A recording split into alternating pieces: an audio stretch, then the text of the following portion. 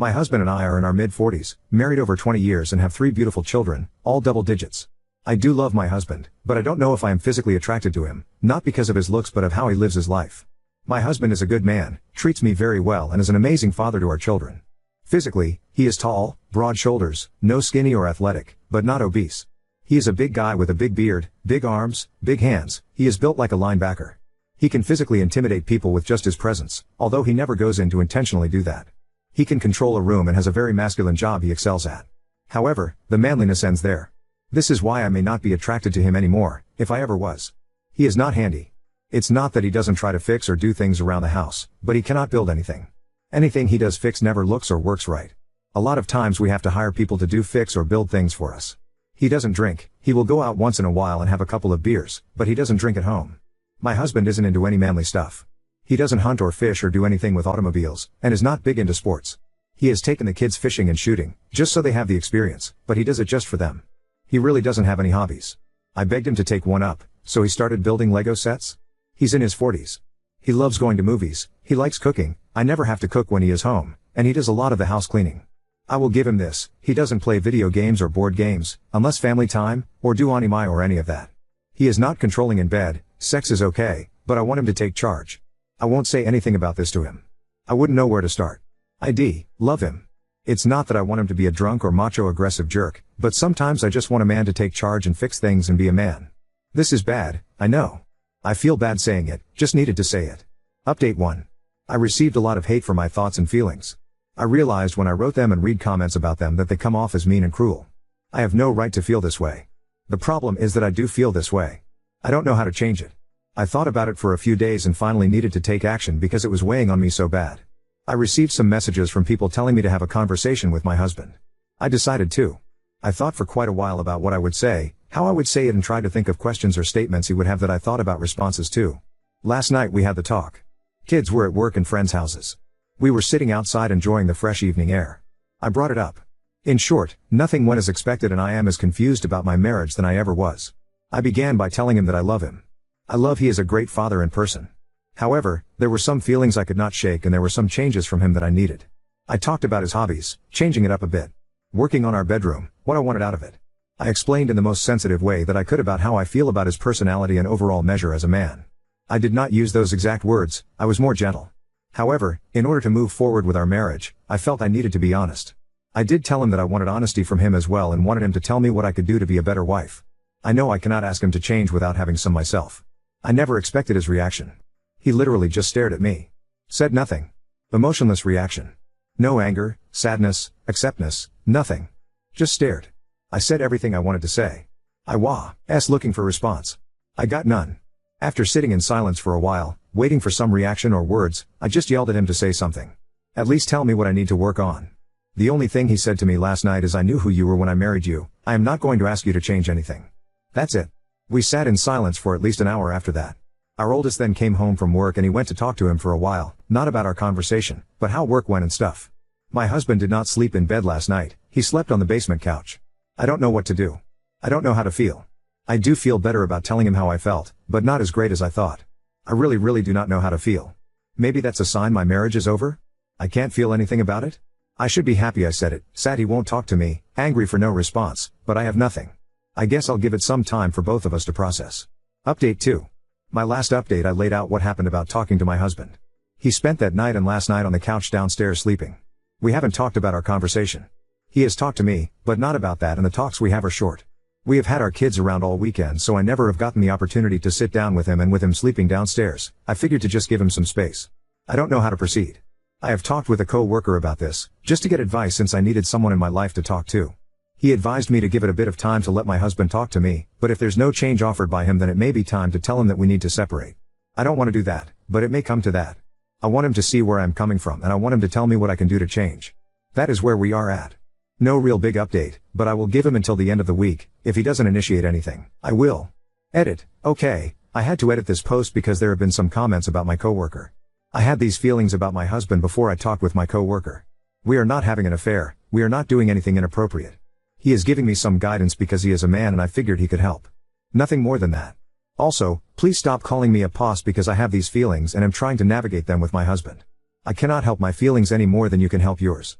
Think about that, think about an off feeling you had and wish you didn't have. It's happened to everyone, including you. So please stop. Oop, just a friendly co-worker. Nothing weird going on. Not any affairs or anything. Just someone to talk to. It's possible for people of the opposite sex to talk to one another without there being anything weird. Update 3. I am not having an affair with my coworker. I went to him after I was having these feelings about my husband. For advice only. There is no emotional or physical affair going on. I go to him for advice, he gives it and I either take it or I don't.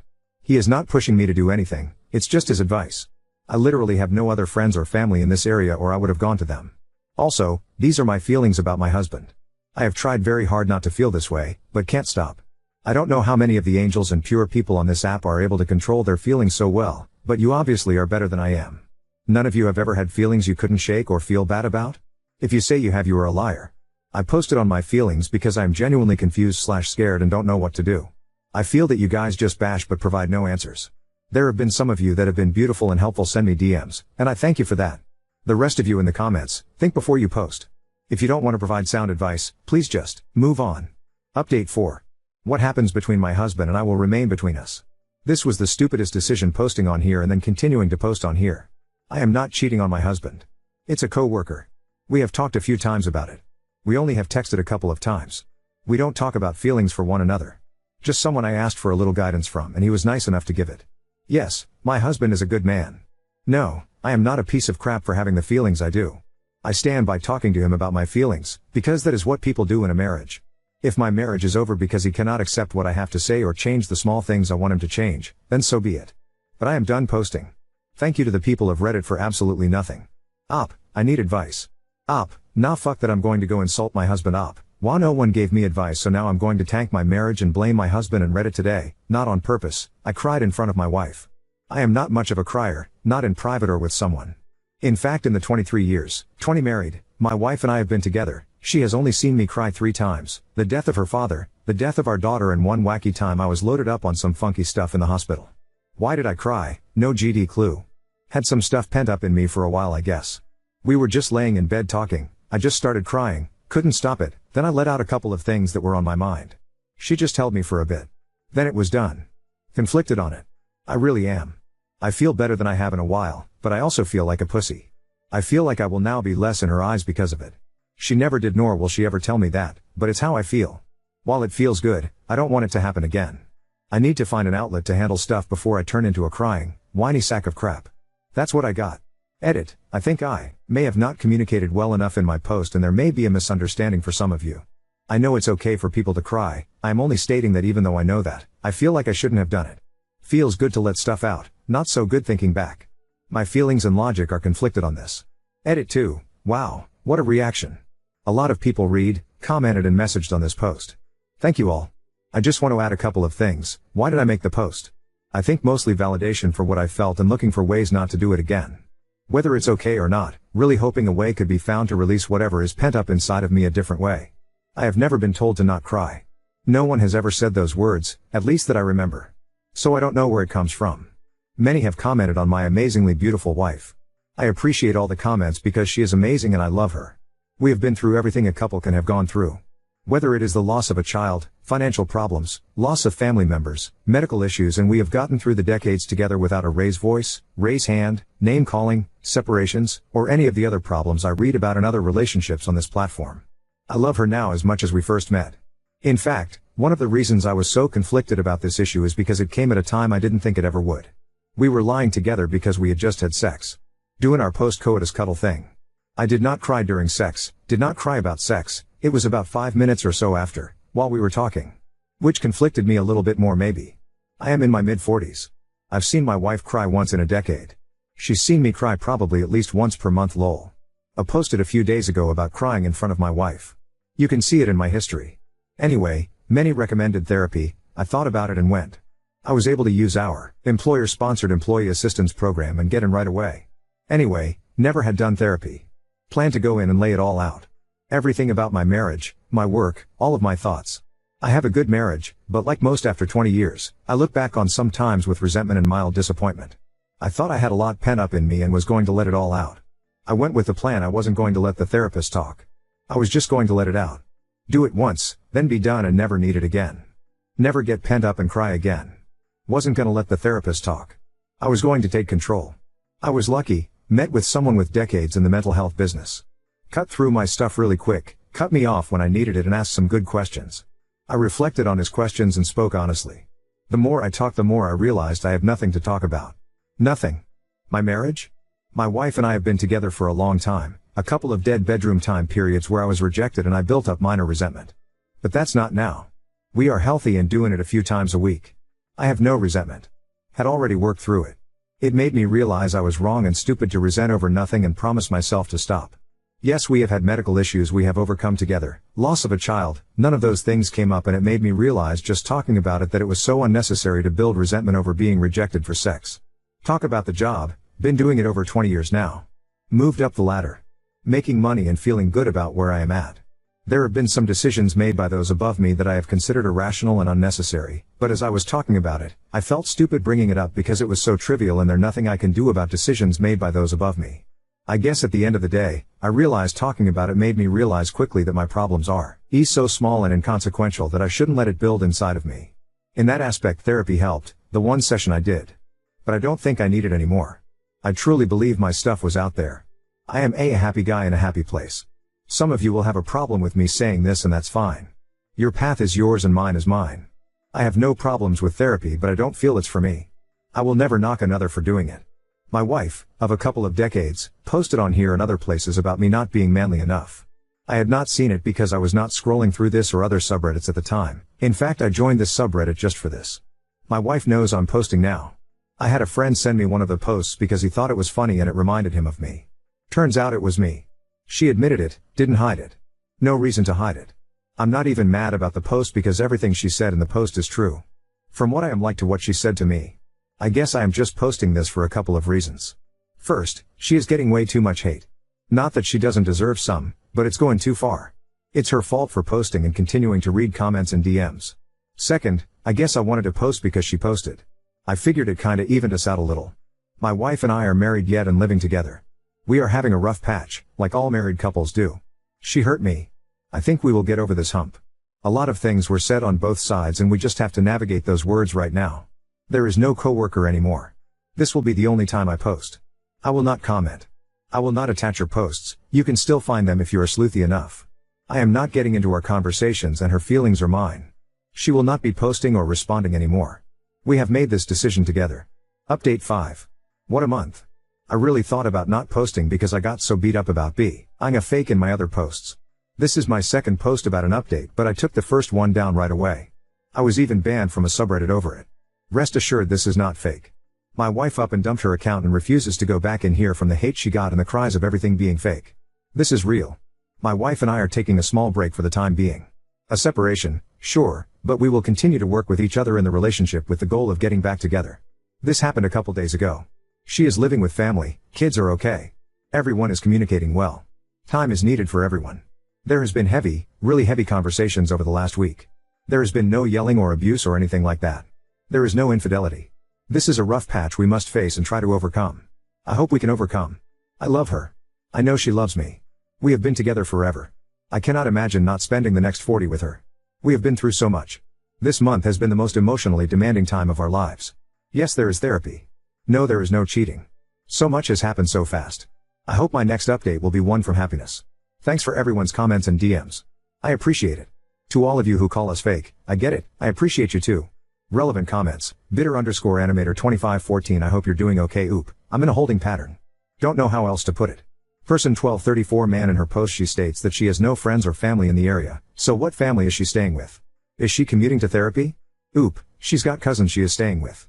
She's not horribly close to them, I think she was probably taking about her mother and siblings in her post. They aren't around here. Jimmy John Jackson 420 she got flack cause her post was kind of shitty and I think she should have worked these feelings out individually before dishing it out to you. Enzo Thebaker 87 for the record, and I say this as a husband myself, your stoicism alone is a true manly quality and it's a real shame that she wasn't able to figure that out earlier on.